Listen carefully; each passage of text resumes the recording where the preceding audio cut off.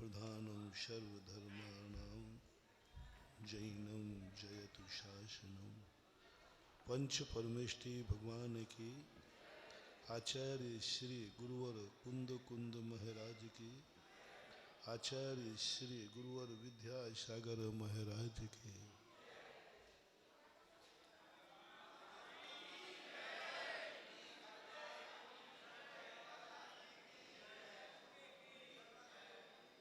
प्रत्येक वस्तु अपनी एक स्वतंत्र अस्तित्व रखने के बावजूद भी वह अपने वैभव का भोक्ता स्वतंत्र नहीं है। जब व्यक्ति दुनिया में आता है और दुनिया में रहता है अथवा दुनिया में है, तो दुनिया के कुछ नियम होते हैं। प्रकृति कोई चीज नहीं है, लेकिन प्रकृति ही सब कुछ है। प्रकृति अपने स्वयं के अस्तित्व को कहीं भी स्थापित नहीं करती। प्रकृति इन्हीं द्रव्यों के अधिकारों को अपने हाथ में ले लेती है। जहाँ भी दुनिया में अपन देखो, जब प्रकीर्णक रूप से देखेंगे तो हर वस्तु अलग है। हवाएं, पेड़ पौधे, जल, बापी वाटिकाएं, प्रकृति क्या चीज है। सारी दुनिया में अपन प्रकृति को खोजें, कहीं कोई प्रकृति वस्तु नहीं है, कोई अलग से नहीं है। जो वस्तुएं हैं उन वस्तुओं की एक व्यवस्था है। वस्तु की एक व्यवस्था को प्रकृति कहते हैं। प्रकृति अलग से कोई कहे तो कुछ नहीं, कहीं भी अस्तित्व नहीं। जितनी वस्तुएं हैं उन सब की एक व्यवस्था का नाम प्रकृति है। और प्रकृति का इसलिए नाम है नेचुरलिटी, स्वभाव, परनिरपेक्ष, जो स्वतः वस्तु के अंदर से प्रकट होता है, जिसमें कोई निमित्त न बने, उसको प्रकृति कहते हैं साहित्य भाषा में। धार्मिक भाषा में उसे स्वभाव कहते हैं। इसका स्वभाव क्या है? जल का स्वभाव शीतल होता है। क्यों शीतल होता है? क्योंकि यदि कोई उसे निमित्त न मिले तो वह शीतलता को स्वतः प्राप्त होता है। बिना निमित्त के जो कुछ भी घटित होता है वही प्रकृति है, वही स्वभाव है। और वस्तु के स्वभाव को धर्म भी कहा है। लेकिन ये एक धर्म ऐसा धर्म है जो धर्म ना तो हमें सुखी करता है ना दुखी करता है। क्योंकि बिना निमित्त के जो शक्तियां प्रकट होती हैं, वे शक्तियां किसी कार्यकारी नहीं होती, न नुकसानदायक होती, क्योंकि वह प्रकृति है। प्रकृति को जब तक हम किसी न किसी निमित्त का आलम्बन नहीं लेंगे, तीन प्रकार की व्यवस्थाएं हैं। पहली व्यवस्था है स्वभाव, निज शक्ति। स्वभाव रूप से जो नित्य उद्घाटित है, उसे किसी निमित्त की जरूरत नहीं है। लेकिन वह हमारे किसी काम में नहीं आना। उसके बिना काम होगा नहीं, लेकिन वो किसी काम का नहीं। प्रकृति के बिना, स्वभाव के बिना अपना कोई कार्य होगा नहीं, लेकिन प्रकृति हमारे कोई काम की नहीं। उसके बिना काम होगा नहीं और वह किसी काम की नहीं, उसको बोलते प्रकृति। स्वभाव के बिना काम होगा नहीं और परनिरपेक्ष जो परिणति प्रकट हुई है वो हमारे किसी काम की नहीं, चाहे वो किसी भी दशा में हो। जहाँ जहाँ व्यक्ति स्वयं जन्म लेता है और स्वयं जिंदगी जीता है, स्वयं मर जाता है, वहाँ मोक्ष मार्ग नहीं होता, क्योंकि उसने स्वयं जन्मा है, स्वयं जी रहा है, स्वयं मर जाएगा। सर्वक भगवान ने कहा यहां से मोक्ष नहीं, परमार्थ शुरू नहीं होगा। देवता स्वयं जन्मते हैं, स्वयं जीते हैं, मर जाते हैं, मोक्ष नहीं जा सकते, मोक्ष मार्ग को प्राप्त नहीं कर सकते, संयम की गंध भी नहीं आ सकते।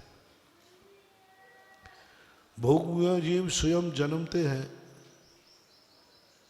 माँ बाप के संयोग पाते हैं, लेकिन जन्म के बाद उन्हें स्वयं जिंदगी जीते हैं, स्वयं का बालकपना गुजारते हैं, स्वयं अपने आप में जिंदगी जीते हैं, मर जाते हैं, मोक्ष के दरवाजे बंद कर दिए।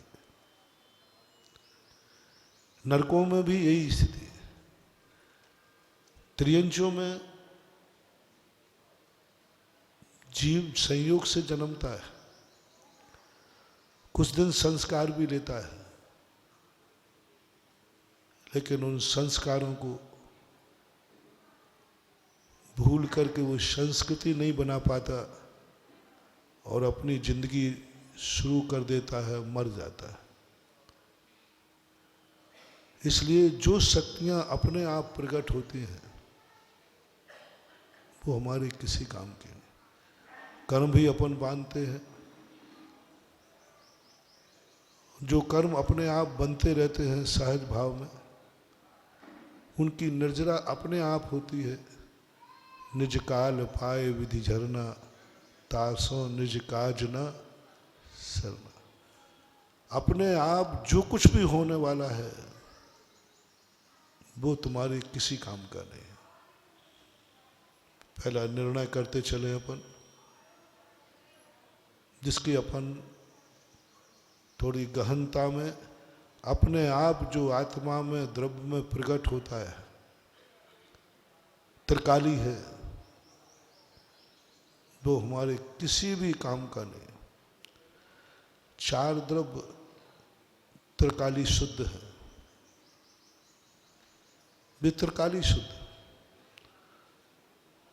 उनका कोई अस्तित्व नहीं है, उदासीन है। दूसरे की निमित्त शक्ति भी उदासीन है, वे जड़ है। और अपनी जिंदगी में भी जो कुछ भी दो प्रकार की शक्ति मानना। पहली वह स्वाभाविक शक्ति जो आत्मा में से सदा विद्यमान है, उसके आलंबन पर जिंदगी नहीं जीना। वह जिंदगी नहीं जीना जो कल हमने बासा कभी मत खाना। कल की कमाई पर आज की जो हंसी है, कल की कमाई पर जो आज की खुशी है, कल जो किया था उससे आज हमारी जिंदगी चल रही है, वो बासा खा रहा है। जैन दर्शन में बासा खाना अभक्ष्य है, त्याज्य। देवता बासा खाते हैं, मोक्ष मार्गी नहीं है। भोग भूमि बासा खाते हैं, वहां कोई कुछ भी नहीं करते, कोई धर्म नहीं, कोई मंदिर नहीं, कोई आवश्यक नहीं, कोई गुरु नहीं, कोई माला नहीं, कोई जाप नहीं, कोई नमोकार मंत्र, कुछ नहीं है। पूरी जिंदगी भर बासा खाते हैं। जो कमा के गए थे यहां से वह खाते, वो षडावश्यक नहीं पाल सकते, वो श्रावक की कोटि में नहीं आते। अविरज सम्यक दृष्टि है, लेकिन वो श्रावक नहीं है। देवता अविरज सम्यक दृष्टि है, लेकिन देवताओं को कोई भी श्रावक नहीं कहता, न पाक्षिक और न नैष्ठिक। एक पाक्षिक और श्रावक के दो भेद देवताओं में नहीं है। किसी भी आचार्यों ने नहीं लिखा कि देवता श्रावक होते हैं, क्योंकि वे षड आवश्यक करने के अधिकारी नहीं। क्यों? क्योंकि बासा खाते हैं, बासा जीते हैं, भाग के भरोसे जीते हैं। नारकियों का तो सवाल ही नहीं, वो भी बासा खाता है, पुराने दुखों को भोगता है। त्रियंच को होश नहीं है कि बासा क्या है, ताजा क्या है। इसलिए आज होलिका के दिन पर तुम्हें एक उपहार देता हूं, जिंदगी में ताजा खाना सीखो। आपके भोजन में, कल के भोजन में ज्यादा स्वाद है कि गरम गरम ताजे में? ठंडे में ज्यादा स्वाद है कि गरम में? गरम में। तो आज गरम गरम अपन खाएंगे। वो सूत्र तुम्हें दे रहा हूं जो बिल्कुल ताजा हो, फ्रेश हो, जो हमें अपने आप निज शक्ति से प्रकट ना हुआ हो, किसी का एहसान हमारे ऊपर हो, किसी के द्वारा हमें प्रकट किया हुआ हो, कोई निमित्त बना हो। और वह शक्ति जब आत्मा के अंदर प्रकट होगी, मात आर्य खंड के लोग जहां अपन लोग बैठे हैं, उच्च कुल में जन्म लेने वाला व्यक्ति ही ताजा खा सकता है, ताजा खाने का अधिकारी है। वो चाहता है कि मैं वह खाऊं जो मेरा हो, लेकिन मेरे का अहंकार ना हो। मेरा हो लेकिन मेरे का अहंकार ना हो। वो कहीं किसी निमित्त से प्रकट हुआ हो। कल मैंने कहा था, संस्कार जब भी आएगा, स्वयं संस्कार अपनी जिंदगी में कभी काम नहीं आते, कभी नहीं आते। मोक्ष मार्ग बनते ही नहीं। यदि तुम्हें धर्म के चीज में करना है तो पहले बताओ तुम्हारे अंदर जो अच्छाई है वो कहां से आई। पहला प्रश्न पत्र दे रहा हो। तुम्हारे जीवन में तुम्हें जो अच्छा लग रहा है, कुछ सुख की लहर आ रही है, वो कहां से प्रकट हुआ है? तुम्हें ऐसा महसूस हुआ कि मैं एक अच्छे क्षेत्र में रह रहा हूं। ये अच्छा क्षेत्र तुम्हें स्वयं मिला है या किसी की गॉड गिफ्ट है, या किसी निमित्त से मिला है? वो गॉड गिफ्ट कौन है? ये क्षेत्र तुम्हें मिला क्यों? तीन लोक के अंदर तुम आर्य खंड में कैसे जन्म गए? क्यों तुम्हारे लिए मिला?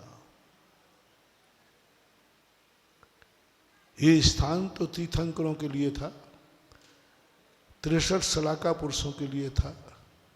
तुम तो इनमें से कोई नहीं थे। आर्य खंड जो बनाया जाता है जनरल लोगों के लिए नहीं, 63 सलाका पुरुषों के लिए बनाया जाता है। वीआईपी चादर है ये। पूरे जम्बू द्वीप के अंदर, पूरे आर्य भरत क्षेत्र के अंदर 5 बुलेट खंड में जनरल फर्श बिछा हुआ है।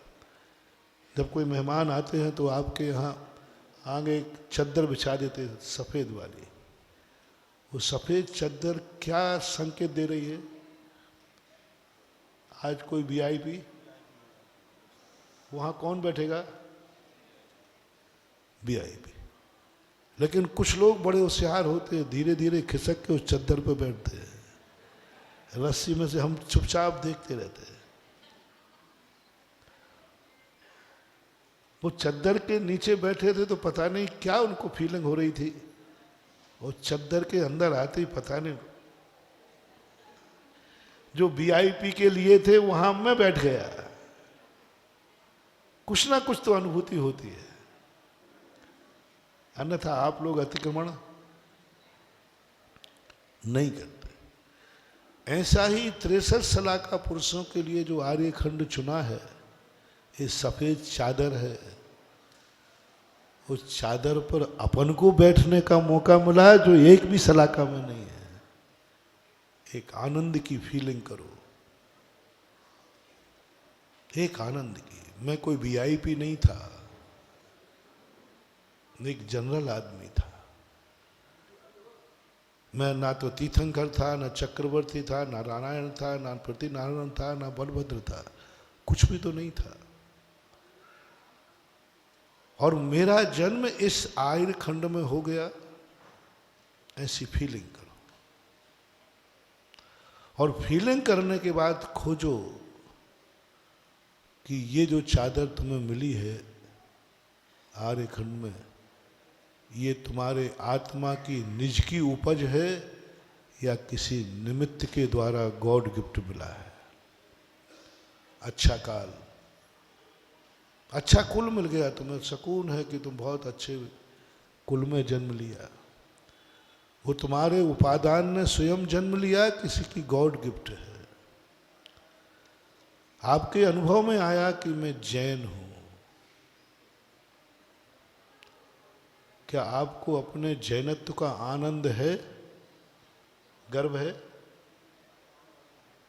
आपको जैन कुल मिला, इस जैन जाति से, जैन कुल से कौन परेशान है जो ये चाह रहा हो आज होली के दिन कि महाराज ऐसा आशीर्वाद दो कि अगला जन्म मेरा जैन के यहाँ ना हो। आज मांग लो जो मांगना, बार बार का मांगने का झंझट छोड़ दो। आज तुम्हें जो कुछ भी मिला है, माँ बाप मिले, यदि ऐसा महसूस हो रहा हो कि माँ बाप मुझे ठीक नहीं मिले, जन्म जन्म में कभी ऐसे माँ बाप न मिले, यदि भारत देश से उब गए हो तो आज भावना करो कि हे भगवान, बस एक ही प्रार्थना है कि कभी मेरा किसी भी जन्म में भारत में जन्म ना हो। कहाँ जन्मना चाहोगे? यदि तुम्हें फॉर्म दिया जाए कि अपने जन्म का क्षेत्र बताओ कौन सा है, तो आपका क्या समर्थन होगा? झूठ मत बोलना, आज अंदर से पूछो। परीक्षा लूंगा अभी हाल। यदि आप कहेंगे, अभी आप बोले, अपनी तरफ से बोले, यदि आपको जन्म लेने का मौका दिया जाए, कहाँ जन्म लेना चाहते हो बोलो, तो कहाँ का बात करोगे? सब एक साथ बोलो, थोड़ा जोर से बोलो, टेप हो जाए। भारत। टेस्ट कर लो। आप या आपका बेटे को अभी हाल पढ़ के निकला है, आप पढ़ के निकले हैं व्यापार के लिए, और एक अमेरिका की कंपनी आपको 50 लाख का पैकेज दे रही है, यहाँ रहोगे तो 5 लाख का पैकेज है, आप कहाँ जाना पसंद करेंगे? बेटे को कहाँ? आधी आवाज़ कम हो जाएगी, ध्यान रखना। यहाँ रहे तो 5 लाख का है, अमेरिका गए तो 50 लाख का पैकेज है। आपका मन कहाँ जाने का करेगा? आपका बेटा बिटिया को कहाँ भेजने को करोगे? झूठ बोले कौआ काटे।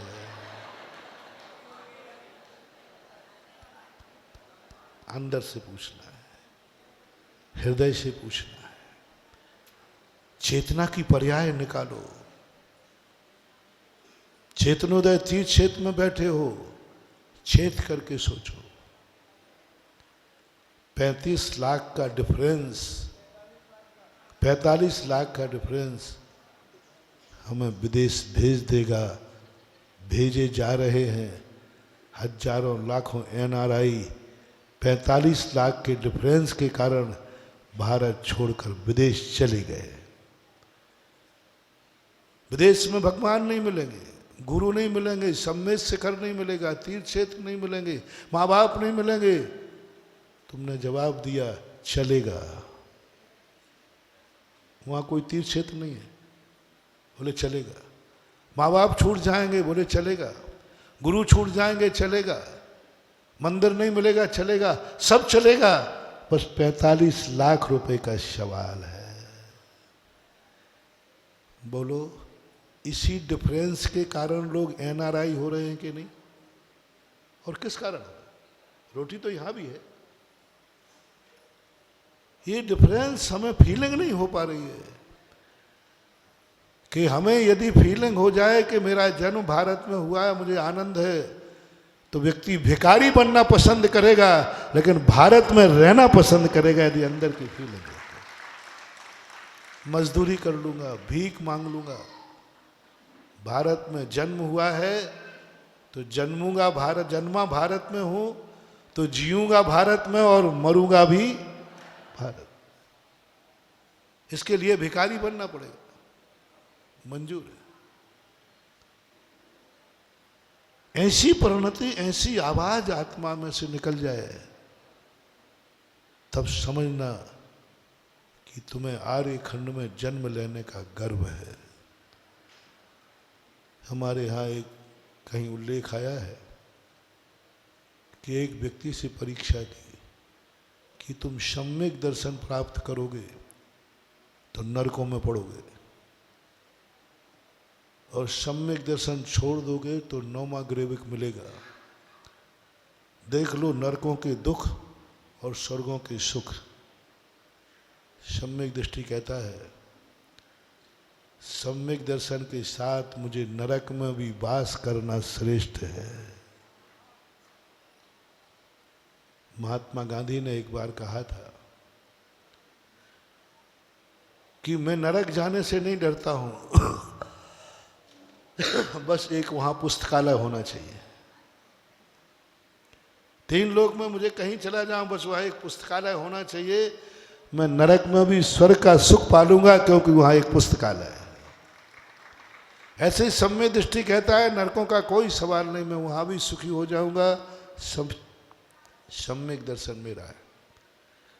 मैं भिखारी बनने को तैयार हूं, लेकिन मुझे आर्य खंड मिलना चाहिए। कोई कहेगा आर्य खंड में भारत में जन्म लोगे तो बहुत गरीबी में जियोगे, यहां तक कि भिखारी भी बनना पड़ेगा। वो कहता मंजूर है, बहुत बड़ा बलिदान है महानुभाव। और अमेरिका में जन्मोगे तो स्वर्ण नगरी है, सोने के मुद्राएं के डॉलर चलता है, सब चलता है। सम्यक दृष्टि कहता है भारत में जन्मूंगा, भीख मांग के खा लूंगा। ऐसी अनुभूति जब अंदर से आती है, इसी प्रकार से अब जब तुम्हारे मन में ये भाव आ जाए, ऐसा भाव, गर्व की अनुभूति, तब समझो कि ये जो तुम्हें उपलब्धि हुई है, ये स्वयं उपलब्धि हुई है या इसका कोई कारण है, निमित्त है। ये उपलब्धि किसी निमित्त से उत्पन्न हुई है या स्वयं उत्पन्न हुई। अच्छी वस्तु कभी स्वयं उत्पन्न नहीं होती। अच्छी वस्तु, अच्छा स्थान, अच्छी उपलब्धि स्वयं उत्पन्न नहीं होती। जब अच्छा कुछ मिलना होता है तो हमें किसी ना किसी का निमित्त का सहारा लेना पड़ता। मोक्ष मार्ग किसको हुआ, किसको दिया गया? जिसने अपने संस्कार किसी से लिए हों। कल मैंने कहा था संस्कार लेना ऋणी होना है, और ऋणी हुए बिना आप सुखी नहीं हो सकते। इसलिए देवता किसी के ऋणी नहीं है, मोक्ष नहीं है। भोग भूमि नरक सबको बता दिया। मात तुम लोग जो हो, उसका आपको एहसास होना चाहिए कि मुझे गर्भ में जन्म दिया। प्रकृति ने कहा तुम अपने तरीके से नहीं जियोगे, तुम्हें एक मास्टर देता हूं, एक गार्जियन देता हूं, एक शिक्षक देता हूं, वो जैसा जलाएगा वैसा तुम्हें जीना है। वो टाइटल तुम्हें देगा कि तुम कौन हो। और इसमें गर्भ बहुत नीच ऊंच सब होते हैं। उनमें तुम्हारे लिए फीलिंग किया कि हमारे माँ बाप जैनी हैं और हमने जैन जाति में जन्म लिया। इसके निमित्त को खोजो। तुम्हारा मन अच्छा है, तुम्हारी आंखें अच्छी हैं, कान अच्छे हैं, तुम्हारा शरीर स्वस्थ है, तुम्हारा परिवार अच्छा है, इसका श्रेय किसको जाता है? बस उसकी खोज हमें आज करना है। जो कुछ भी अच्छा तुम्हारे पास है, उसका श्रेय किसको जाता है? कौन है जिसके कारण से तुम्हें ये सब सुख का दिन तुम्हारी जिंदगी में आया, जिसकी तुम फीलिंग कर रहे हो? बस उसको खोजना है। और यदि वो हमने खोज लिया तो समझ लेना उसकी खोज करने का नाम ही संस्कृति की खोज है। संस्कार तो हम भोगते हैं, संस्कारों का तो आनंद हम लेते हैं, संस्कारों से तो हम महान बनते हैं। हम अच्छे कुल में, अच्छे संस्कार में, एक मास्टर ने अच्छा पढ़ाया, एक माँ बाप ने अच्छी तरह तुम्हें जिंदगी दी, तुम बहुत अच्छे बन गए, तुम बहुत सुखी हो जाते, बहुत आनंद मनाते हो। लेकिन सबसे बड़ी कमी क्या कर गए? जिसके निमित्त से तुमने ये ऊंचाइयां छू थी, उसको तुम भूल गए। सबसे बड़ी भूल है अपनी। अच्छे दिनों के बाद बुरे दिन क्यों आते हैं? बुरे दिनों के बाद अच्छे दिन आते, वो नहीं कह रहा।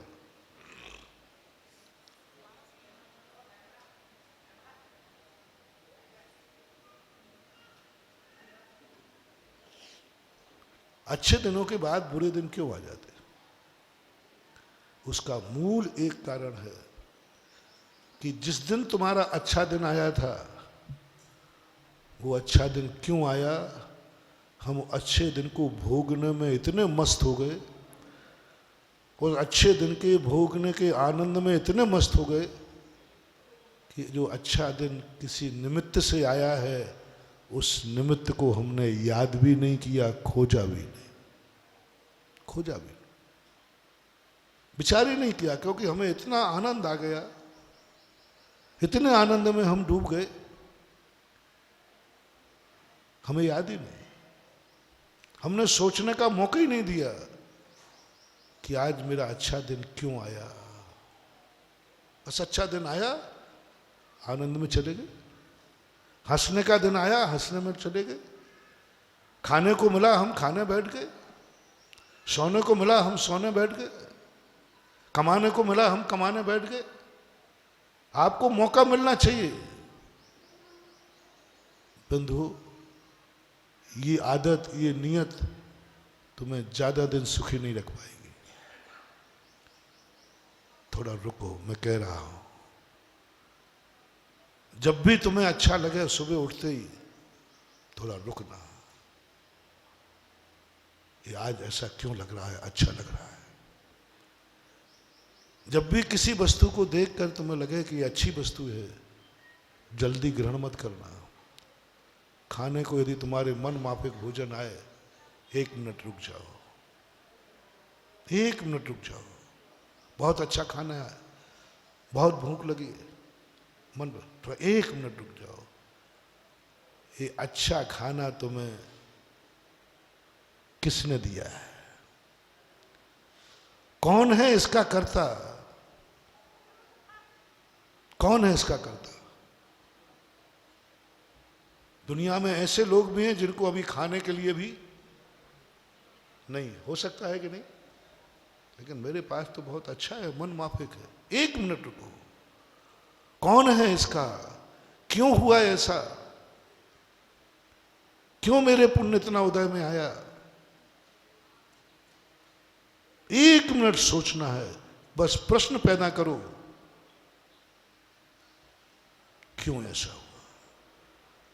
इसी नगर में एक व्यक्ति है जिसको खाने को नहीं, और मुझे मन माफिक खाने मिल रहा है। कौन है ये पक्षपात करने वाला? किसने ये भेद डाल दिया? चाहे तो वो भी रहा है, मैं भी रहा हूं, और मेरी चाहे पूरी हो गई, वह रोता हुआ बैठा है। क्यों? बस प्रश्न उठा लेना। बुरे दिन की बात नहीं कर रहा हूं, बुरे दिन आते ही तो आप प्रश्न उठाते हो, मेरा बुरा दिन क्यों आया? होता है ना, महाराज जी बताओ ना मेरे बुरे दिन क्यों चल कोई पूछने नहीं आता, बताओ ना महाराज मेरा अच्छा दिन। आपका व्यापार नहीं चलता ना, तो क्या पूछते हो महाराज से? महाराज कुछ तो बताओ, मेरा व्यापार ही नहीं चलता। कहाँ आए वे लोग, महाराज कुछ तो बताओ, मेरा व्यापार अच्छा है ना? कभी नहीं पूछने का भाव आया। बीमार व्यक्ति आता है, बोलो महाराज जी बताओ ना कुछ, मैं बीमार, बहुत दवाई कर ली। स्वस्थ व्यक्ति कभी पूछने नहीं आया, महाराज बताओ मैं सबसे ज्यादा स्वस्थ क्यों हूं? अंधा आता है, महाराज बताओ मैंने क्या पाप किए अंधा हूं? कौन आया, महाराज बताओ मैंने क्या पुण्य किया कि मैं 80 साल में भी चश्मा नहीं लगा रहा हूं? ये क्यों प्रश्न क्यों नहीं आ रहा? पाप के लिए प्रश्न क्यों आता? अशुभ के लिए ही प्रश्न क्यों आता है? बुरे दिनों के प्रश्न क्यों आते हैं? बुरे दिन आते ही हमारे पास 1000 प्रश्न उठ जाएंगे कि क्यों आया, उसने किया होगा महाराज, शायद महाराज आपकी गलती है। बोले क्यों? आपने वो आशीर्वाद अच्छा नहीं दिया होगा। लो हमें और फंसा लिया, और अंत में तुम्हें कुछ नहीं मिलता है तो यही कहोगे आजकल भगवान की कृपा है ना, भगवान रूठा हुआ है, पता नहीं भगवान मेरे प्रति क्या नाराजगी है, मैंने तो कभी कुछ है भगवान मैं कछु ना ही कियो जी, मैंने तो कुछ किया ही नहीं, पता नहीं तू मेरे से नाराज कैसे हो गया। ये आरोप सब लगाते। मैं थोड़ा सा इसके विपरीत जा रहा हूं। जो आदत तुम्हारी बुरे दिनों के लिए है, जो आदत तुम्हारे अशुभ दिनों की है, जो प्रश्न तुम्हारे अंदर उठता है कि मेरा अशुभ दिन क्यों आया, बस इतना सा परिवर्तन कर दो। जिस दिन शुभ दिन हो, अच्छा रूप हो, आज दुकान बहुत अच्छी चली, बस शाम को एक ही प्रश्न उठाना, आज अच्छा क्यों? नहीं चली वो तो उठा लोगे तुम, मुझे मालूम है। आज दुकान पे कोई आया ही नहीं, कोई ने नींबू फेंक दिया है, बस अच्छा क्यों चला? बस ज्ञानी और अज्ञानी में कोई अंतर नहीं महानुभाव। बुरे दिनों में क्यों का प्रश्न उठना ज्ञानी अज्ञानी का भेद नहीं। अच्छे दिनों में ज्ञानी तुरंत सोचता है आज ये अच्छा दिन क्यों आया। जैसे ही तुम्हारे अंदर एक क्यों का भाग जागेगा, आपकी त्रिकालिक सत्ता, आपका भविष्य, आपकी क्षयोपशम दशा प्रकट होना शुरू हो जाती। क्यों जागा? क्यों भोजन आया मेरे सामने? खोजना तुम नहीं खोज सको,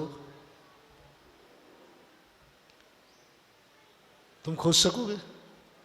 महाराज नहीं खोज सकेंगे। आप तो बेफालतू समय खराब मत करो, मुंह में पानी आ रहा है, खाने दो। पुण्य को भोगने में व्यक्ति इतना उतावला है, इसलिए वो पुण्य पापानुबंधी हो जाता है। पुण्य तो आता है लेकिन पाप की गठरी बांध के जाता है।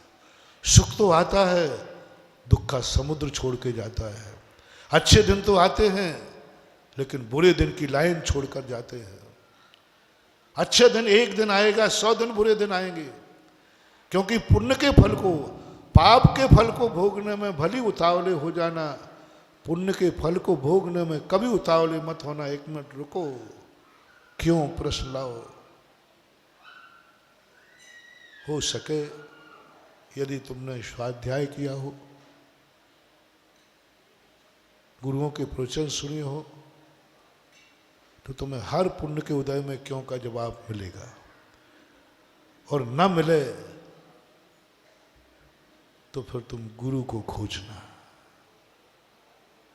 गुरु को खोजना, किसी ज्ञानी को खोजना, और ज्ञानी से पूछना कि ये जो आज मुझे भोजन मिला है ये क्यों मिला। जिनवाणी के पन्नों पर खोजना, स्वाध्याय करना, अभी खाना मत जब तक ये जवाब नहीं मिले कि क्यों मिला। तो जिनवाणी में लिखा होगा,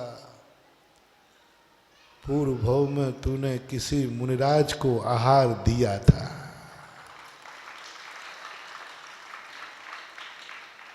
किसी पात्र को आहार दिया था, किसी पात्र की नवदा भक्ति की थी। अब आपको मालूम चल गया शास्त्रों से, गुरुओं से, कि ये मेरे आहार दान का परिणाम है। और आहार दान मैंने किसी साधु को, पात्र को दिया था, उसका परिणाम है। अब भोजन करना नहीं है, अब उपकारी का पता चल गया। पहले उपकारी को देकर आओ फिर खाओ। ये है जैन श्रावक की संस्कृति। पहले मुनि को दे फिर निज करेगा। क्यों? क्योंकि उपकारी पता चल गया। इसके निमित्त से मेरे अंदर ये पुण्य जागा है, इसके निमित्त से। और जिसके निमित्त से जागा है, मैं अभी खाने के आनंद में नहीं जाऊंगा, पहले उसको नमस्कार करके आऊंगा, उसकी पूजा करके आऊंगा, उसको अर्घ दे के आऊंगा, उसका आभार मान के आऊंगा। पूजा क्यों? सबसे पहले पूजा रखी आपके उसमें, इसलिए पूजा रखी कि जो कुछ आज तुम पूजा के लायक हुए हो, इस पूज्य की बदौलत हो। आज तुम इस योग्य हुए हो, चुकुल में जन्म, आज आर्य खंड में जन्मे हो, उस पूज्य की बदौलत। उस निमित्त शक्ति से, शक्ति हमारी थी, दीपक हमारा ही जलेगा, लेकिन माचिस की काड़ी है वो जिनेंद्र देव। इसलिए हम सबसे पहले उसके प्रति जाएंगे, चाहे वो देव हो, चाहे शास्त्र हो, चाहे गुरु हो। आपका मकान बन गया, मुझे कोई ऐतराज नहीं है, मकान बन गया। नागल करने के पहले थोड़ा सा प्रश्न आया, मेरा मकान क्यों बन गया? पड़ोसी का भी तो बेचारा झोपड़ी में रह रहा है, मेरा क्यों बन गया? बस क्यों प्रश्न उठाना। क्यों का जवाब तुम्हें नहीं मिले तो गुरु से पूछना, जिनवाणी मां से पूछना, वहां लिखा होगा तुमने कभी किसी को आवास दान दिया था, वो आवास दान फल करके आज मकान के रूप में आया है। अब ये आवास दान तुमने किसको दिया है, उसका नाम पता करो। तो मैं बता देता हूं, मेरे पास सारे एड्रेस है। यदि काम चलाऊ मकान मिल गया है तो समझ लेना किसी गरीब की झोपड़ी बनाई थी, काम चला। और मन माफिक मकान बन गया है तो समझ लेना तुमने गुरु के लिए संतशाला बनाई थी। और मन माफिक से भी अच्छा बन गया है तो समझ लेना तुमने जिनेंद्र देव का मंदिर बनाया था, उसका परिणाम। तुम्हारी कल्पना भी नहीं थी कि मुझे कभी ऐसा बंगला मिलेगा, और एक नहीं 2-2 बंगले मिल गए। उम्मीद नहीं थी, सोचा भी नहीं था कभी तुमने कि इतना अच्छा मकान बनेगा। सोच के बिना भी समझ लेना तुमने कभी जिनेंद्र देव का मंदिर बनाया था। अब मकान के नागल बाद में करना, मकान में प्रवेश बाद में करना, ये किसकी बदौलत मिला है? अब आप बोलो ना। उठाओ चावल, उठाओ अर्घ, उठाओ श्रीफल, उस जिनेंद्र देव को पहले थैंक्स कह के आओ, हे प्रभु कभी मैंने तेरा आवास दान दिया था, उसका फल फल गया, मैंने बीज बोया था, फसल मेरे मकान पे आ गई है, मैं तेरा आभार मानने आया हूँ, और एक पूजा कर डालो जिनसेन स्वामी थी महापुराण में। नागल के पहले सम्यक दृष्टि जिनेंद्र देव के पास जाकर विधान करता है, और वहां से जाकर के वह पुष्प लाता है कि ये मकान मेरी उपज नहीं है, ये मकान मेरे एक सद निमित्त की पूजा करने का परिणाम है, आवास का परिणाम है कि आज मेरे सामने मेरे मन माफिक क्या मेरी इच्छा के अधिक मेरा महल बन गया। संस्कृति का निर्माण क्यों? जो तुम्हें मिला है ये संस्कार है, ये तुम्हारी खुद की कमाई है, ये तुम्हारी खुद की है, लेकिन जिसके निमित्त से मिला है उसको याद करना वो संस्कृति कहलाती है। और जो संस्कार के बाद संस्कृति की स्थापना कर देता है उसका कभी डाउनफॉल नहीं होता, वह निरंतर बढ़ता ही जाता है। जब आनंद तो संस्कारों में है, उपलब्धि तो संस्कारों में है, उपलब्धि तो भोजन खाने में है, ये पक्का है। जितनी देर तुम्हें रोकूंगा उतनी देर तुम्हें क्षुधा सताएगी, दुख होगा, और जितनी देर मैं तुम्हें नहीं रोकूंगा उतनी देर तुम्हें भोजन में जल्दी आनंद आएगा, ये तो पक्का है। लेकिन मैं थोड़ा सा इसलिए रोक रहा हूं, मैं थोड़ा सा इसलिए रोक रहा हूं, कल फिर तुम्हें भूख लगेगी, कहां से लाओगे? कल फिर भूखे होगे, कहां से लाओगे? तो अपनी संस्कृति की तरफ हम जब मुड़ जाते हैं, संस्कारों को संस्कृति में डाल देते हैं, तो यह संस्कृति हमें कल के भोजन का भी इंतजाम करती है। और यदि इस संस्कृति का हम निरंतर रूप धारण कर लें तो हम जब तक सुखी रहेंगे, जब तक मोक्ष प्राप्त नहीं करेगा, और मोक्ष के बाद सुख की जरूरत नहीं, वो तो निज बिना प्रकट हो जाएगा। इसलिए अनंतों बार अपन लोग सुखी हुए, पुण्यवान हुए, लेकिन हम उस पुण्य को भोगने में इतने उतावले हो गए कि समझ नहीं पाए, परिणाम लिया। कल रावण की उदाहरण की बात कही थी, रावण पुण्य के फल को पाया, उसने अक्षय निधियां पाई, लेकिन उस निधियों के भोग में इतने जल्दी आनंदित हो गया कि उसने भोग में लग गया।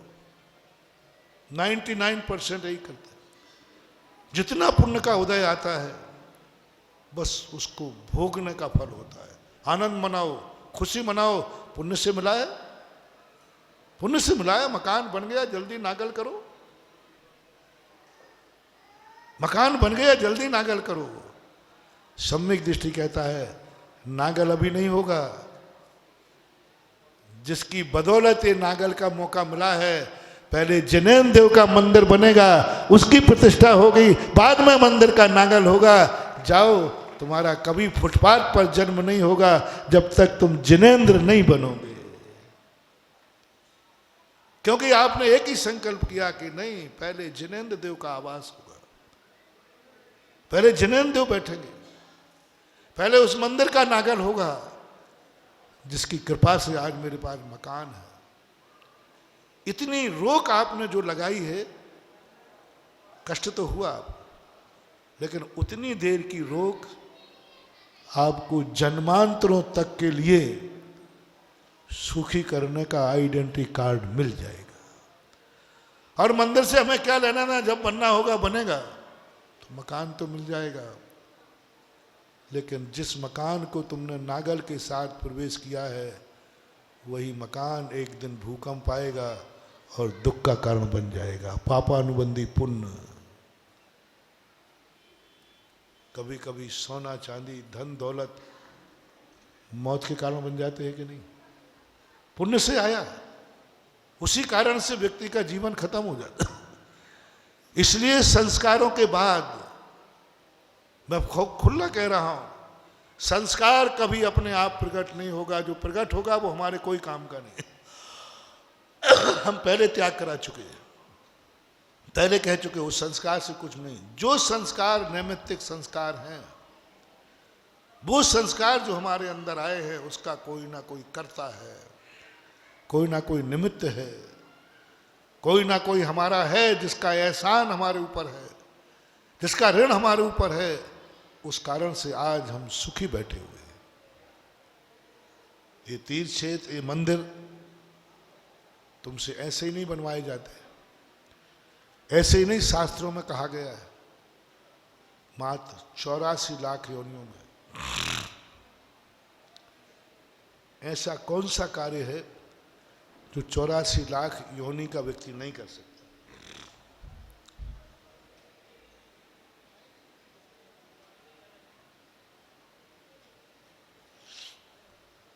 कोई नहीं कर सकता। 3 कार्य। पहला कार्य, 84 लाख योनियों का कोई भी व्यक्ति जीव पूज्य नहीं बन सकता, मनुष्य के अलावा, आर्य खंड के अलावा कोई पूज्य नहीं बन सकता। मनुष्य पर्याय मात्र मिलती है पूज्य बनने के लिए। तो पहला तो फैसला करो कि मैं मनुष्य हूं, पूज्य बन के मरूंगा, पूज्य बन के जीऊंगा। क्योंकि वह सारे कार्य, कौन कौन से कार्य तुम्हें हर गति में करने को मिलते हैं, उन कार्यों को ज्यादा समय खराब मत करना। लोग कहते हैं सम्यक दर्शन, सम्यक दर्शन चारों गतियों में होता है। 7 मिनट के नारकी को भी हो जाता है, कुत्ते बिल्ली सांप छछूंदरों को हो जाता है, चांडालों को भी हो जाता है। सांप छछूंदे, सांप बिच्छू शेर चीते गाय बैल बकरे मुर्गे छिपकुली, इनको भी सम्यक दर्शन हो जाता है। ये भी सम्यक दर्शन प्राप्त कर लेते, चारों गतियां खुली है। संसार के विषय भोग चारों संज्ञाएं 84 लाख नहीं कर सकते। मात्र महाव्रत धारण, अरहंत पद, पंच परमेष्ठी पद, 4 मंगल रूप, 4 उत्तम, 4 शरण रूप मात्र मनुष्य पर्याय में आर्य खंड का जीव धारण कर सकता है। वो हमें करना है, वो तो तुम सब कर नहीं पाओगे, वह तो तुम्हारे बस की बात नहीं है। एक काम और दूसरा है, पूज्य बनो। सबसे पहले पंडित आशाधर जी ने कहा, सबसे पहले गृहस्थ को पूज्य बनने का उपदेश देना चाहिए, उत्कृष्ट उपदेश देना चाहिए, मुनि बनने का उपदेश देना चाहिए। लेकिन वह उपदेश अधिक समय तक नहीं देना चाहिए, क्योंकि ये बनेंगे नहीं, समय खराब नहीं करना चाहिए। बोलो, पूरे प्रोशन मुनि बनने पे दूं, माल बिकेगा? हैं? बोलते नहीं हो, गर्दन का तो बराबर मत दो, आपका समय बेकार होगा। आशाधर जी ने कहा थोड़ा समय दो, लेकिन दो पहले बताओ इनको। जब ये नकार दें कि नहीं, ये मार्ग मेरे से नहीं अपना सकते, तो दूसरा कार्य एक ऐसा सोचो जो 84 लाख योनियां नहीं कर सकती हो। कोई ऐसी चीज अपने द्वारा निर्मित करो जो सारे जगत के लिए पूज्य हो। कार्य तुम्हारा हो, पूजा सारा जगत करे, पूरा जगत करे। ऐसी कौन सी वस्तु जो तुम कर सकते हो? तुम धन कमा सकते हो, वैभव कमा सकते हो, ये तुम्हारे पास है। और में तो किसी में तुम निपुण नहीं हो, बनिया जाती है।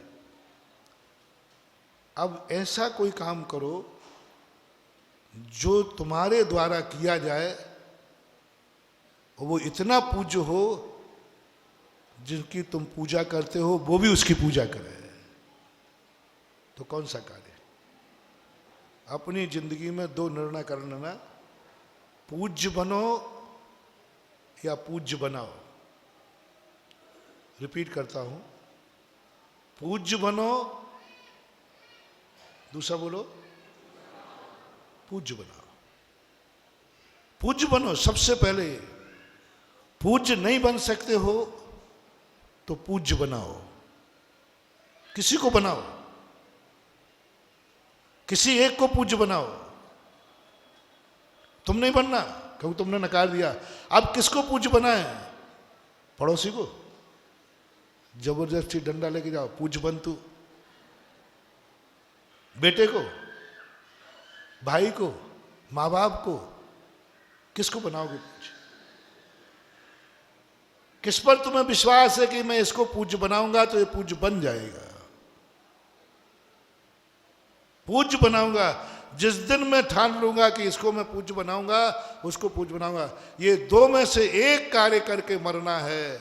दो ही मार्ग हैं, तीसरा कोई मार्ग नहीं। तीसरा तो तिये की बैठक है। तीसरा है पूज्य बनो या पूज्य बनाओ। मनुष्य के लिए पूज्य बनो या पूजा करो, ये सिद्धांत बहुत पुराना हो गया। ये तो देवता भी कर लेंगे। आर्यखंड वालों का ये सिद्धांत नहीं है।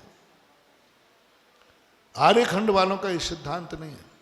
ये तो देवता, भोग, सभी जीव देवता पूजा कर सकते हैं। पूज्य नहीं बन सकते, पूजा करो। पहले हमने एक नारा दिया था बहुत पहले, पूज्य कर बनो या पूजा करो। अब इस सिद्धांत में विकास हो गया, सुधर गया। पूज्य बनो या पूज्य बनाओ। पूज्य बनाओ। अब आप किसको पूज्य बना सकते हो? हैं? कोई हाथ उठा रहा है? नहीं उठा रहा। किसको बनाओगे? वो तो मैं पहले ही बनाऊं, तुम्हारा क्या एहसान है? हाँ, अगर मैं गुरु को पूज्य बनाऊंगा, अरे वो तो पहले ही पूज्य, तुम्हारी क्या एहसान है? मैं अपनी तपस्या से बना, मुझे किसी ने नहीं बनाया, मैं खुद बनाऊं। हम लोगों सबको किसी ने नहीं बनाया, हम लोग खुद बने हैं पूज्य। क्योंकि हम पूज्य बना नहीं सकते थे, वो मार्ग मुझे अच्छा नहीं लगा। पूज्य बनना अच्छा लगा तो पूज्य बन गए, और तुम्हें अच्छा लगे तो मुझे कोई आपत्ति नहीं। अब एक गृहस्थ के ऊपर एक सरल मार्ग जो शास्त्रों में दिया है, हम किसी व्यक्ति को जबरदस्ती पूज्य नहीं बनाए। एक मार्ग है धन का आलंबन।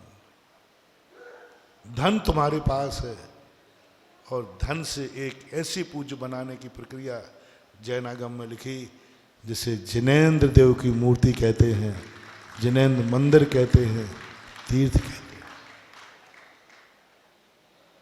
मंदिर हम लोग नहीं बना सकते,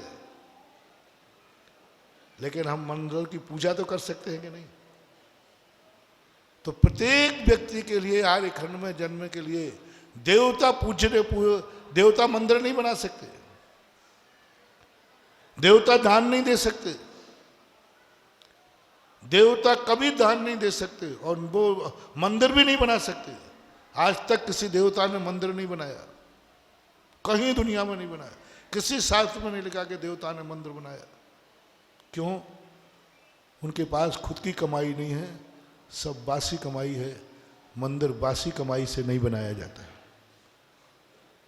इसलिए आप मात्र एक आर्यखंड का संतान है जो यदि पूज्य नहीं बन पाए तो एक ऐसा जिनालय, एक ऐसा मंदिर, एक ऐसी मूर्ति उठा के बैठा के जाता है जिसे सारा जगत पूजा करता है, और वो कहता भगवान मैं तो पूज्य नहीं बन पाया, लेकिन मैंने अपने पाप से, कमाई से, मैंने अपने परिग्रह पाप से एक ऐसी पूज्य इमारत बनाई है जिसे सारा जगत पूजेगा। बस धन के दो रूप बताए, धन बुराहु भला कहिए। एक 10 लाख क्षण पूजा में आप पढ़ते हैं, धन बुराहु भला कहिए। धन बुरा है क्योंकि परिग्रह है, और परिग्रह सबसे बड़ा पाप है। लेकिन यदि उस धन से हम पूज्य की तरफ बनाने की तरफ मुड़ जाते हैं तो वह धन भला का कारण बन जाता है। इसलिए समय आपका लेट आते हो आप लोग। पहले सुबह जल्दी होता था, आजकल सुबह 9 बजे के बाद तो सुबह होता है आपका। फिर भी आप लोगों ने बहुत लेट शुरू करते हैं। आपको एक ही संकेत है कि अपने जीवन में वह ऐसा तीर्थ क्षेत्र जो संस्कृति के रूप में आपके लिए मिल रहा है, इसे हर व्यक्ति को यह सोचना है कि मेरा कोई ना कोई अंश यहाँ होगा, कोई ना कोई हमारा कमाई यहाँ होगी। मेरे पास जो अच्छाइयाँ हैं, मेरे पास जो पुण्य का उदय आया है, इसको मैं भोगूंगा नहीं। जिस उपकारी के निमित्त से आया है उस उपकारी के चरणों में चढ़ाए बिना भोगूंगा नहीं।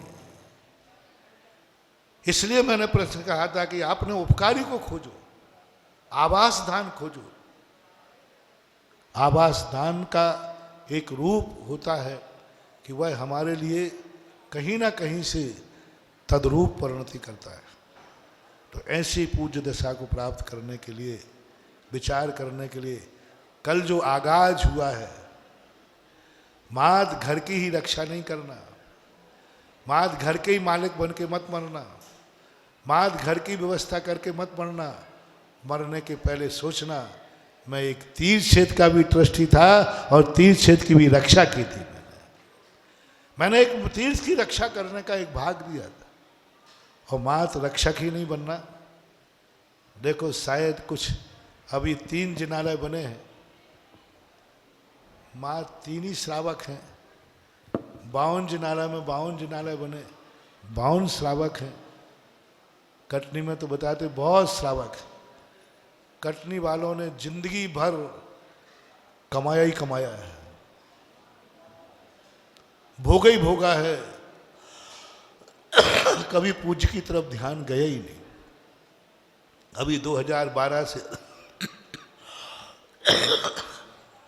एक क्षेत्र की तरफ लोगों ने मुख किया और एक एक चीज बनी और एक संस्कृति की स्थापना आप में हो रही है। जो लोग अभी अपने मन को नहीं समझ पा रहे हैं, वो आज नहीं कल समझेंगे। पेट भरने के बाद जब दोबारा भूख लगेगी, तब इधर उधर देखेंगे, अब आज मैं क्या खाऊं। और थोड़ी देर रुक जाओ,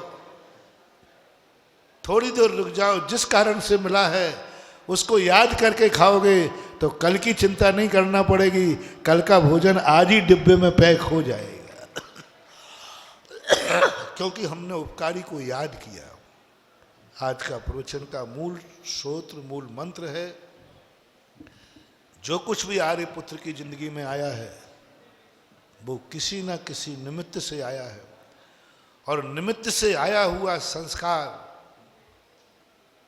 हमारे लिए स्थायी सुख देता है। लेकिन कब स्थायी सुख देता है? जब जो सुख मुझे मिला है उस सुख का निमित्त कौन है, और जिस निमित्त से मिला है उस निमित्त को वह अपना आदर्श माने, उसकी पूजा करे, उसको समर्पित हो, उसके चरणों में वह मिला है उसका एक अंश भाग उसको समर्पित करे, तो फिर यह संस्कार, यह जो पुण्य का उदय है, यह आज ही नहीं, आज भी तुम जैन थे, कल भी तुम जैन रहोगे, क्योंकि तुमने संस्कार से जैन बने थे और जैन की संस्कृति की स्थापना तुमने की। जो संस्कारों के बाद संस्कृति की तरफ मुड़ जाएगा, वो भविष्य की भी घोषणा उसकी की जा सकती है। भविष्य उसका कहा जा सकता है कि ये भविष्य भी इतना ही सुखी रहेगा, इससे अधिक रहेगा, क्योंकि ये संस्कारों को भोगने में इसने उतावली नहीं की। संस्कारों से पहले संस्कृति का निर्माण किया, बाद में जो बचा उसको उसने भोगा, खाया तो उसने भी। भोजन आते ही एक खाने बैठ गया, उसने भी पेट भरा है, और भोजन खाने के पहले किसी को दान देने खाने बैठा, उसका भी पेट भरा है, दोनों में पेट भरा है। एक का 1 घंटे पहले और एक का 1 घंटे। पहला व्यक्ति ने कब भर लिया? बनते ही 1 घंटे पहले। और दूसरे ने कहा कि नहीं, पहले मैं उपकारी को खिलाऊंगा, उसने जाकर के एक घंटे लेट हुआ, 1 घंटे लेट में फायदा कितना? जिसने 1 घंटे पहले खा लिया मात्र वो 6 घंटे आनंद मनाएगा, 6 घंटे बाद उसके पास खाने को दाना भी नहीं होगा, खाने का दाना भी नहीं होगा, भीख मांगेगा तो भीख भी नहीं मिलेगी।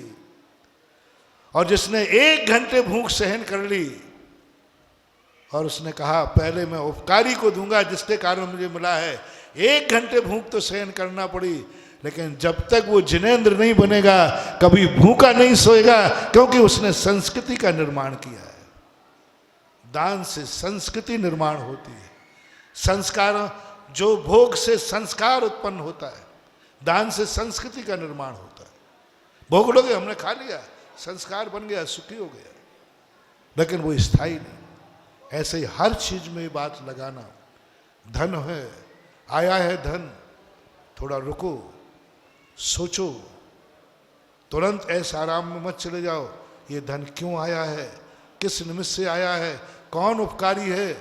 बस थोड़ा सा उस धन को भोगने के पहले थोड़ा उपकारी को याद कर लो, वो धन तुम्हारा अक्षय निधियों में बढ़ जाएगा। कितना भी खर्च करोगे कभी खत्म नहीं होगा। मकान बनाया है, रहोगे, रहना, थोड़ा सा रुक जाओ, नागल को थोड़ा मंदिर का नागल करके प्रवेश करोगे तो जन्म जन्म तक, आज भवन मिला है, कल विमान मिलेगा, परसों सिद्धालय मिलेगा, क्योंकि तुमने संस्कार के साथ साथ, भोग के साथ साथ तुमने उस भोग देने वाले को भी भोग लगा दिया। भोगने के पहले जिस निमित्त से भोग आया है, उस भोग देने वाले को जो भोग लगा देता है, उसके भोग अक्षय अमर अविनाशी हो जाते हैं। आज तुम यहाँ सही मानना, सही मानना, धर्म के कारण आए हो कि रंग गुलाल की गंदगी की बचने के लिए आए हो। दुकान व्यापार धंधा बंद था इसलिए आए हो, व्यापार बंद था इसलिए आए हो, रंग गुलाल से आए हो, तो जितना घंटा तुमने दिया इसकी मजदूरी तुम्हें मिलेगी। और उनको ना बाजार बंद है, ना रंग गुलाल का डर है। मेरा नियम है कि हमारे गुरु के प्रवचन हो रहे हैं, हमारे नगर में मंदिर है, तो हम सब पहले वहां जाएंगे, तो निश्चित समझना मजदूरी नहीं, मलकियत मिलेगी, बसियत मिलेगी। नौकर को बसियत नहीं मिलती, मजदूरी मिलती है, और बेटे को मजदूरी नहीं बसियत मिलती है। जो मात व्यापार बंद था, होली थी इसलिए आए हैं, ये नौकर के समान भक्त हैं। और जो कहते बाजार खुले या ना खुले, होली हो या ना हो, हमारे यहाँ प्रवचन हो रहे हैं, साधु संघ आया है, तो मैं जाऊंगा, तो वो बसियत बेटे के समान संपत्ति पाएगा। अब आप कौन हैं? आप कौन हैं? गुरु के नौकर के समान, दोनों आज्ञा प्रधानी होते, नौकर भी आज्ञा मानता है और बेटा भी, पर नौकर नौकर होता है। धर्म को नौकरी के कारण मत करो, धर्म को ऐसा मत मानो कि अब कर्म नहीं करना इसलिए धर्म करना है, बाजार में नहीं रहना इसलिए नहीं। धर्म हमारा ऐसा रूप बन जाए कि 1000 काम हो, लेकिन पहला हमारा कार्य क्या है? धर्म की क्रियाओं को करना। निर्णय आपको है कि धर्म नौकर बन के करना है या बेटे बन के करना है। महावीर स्वामी की जय। 2 मिनट और हम समय लेंगे पूज्य महाराज जी का।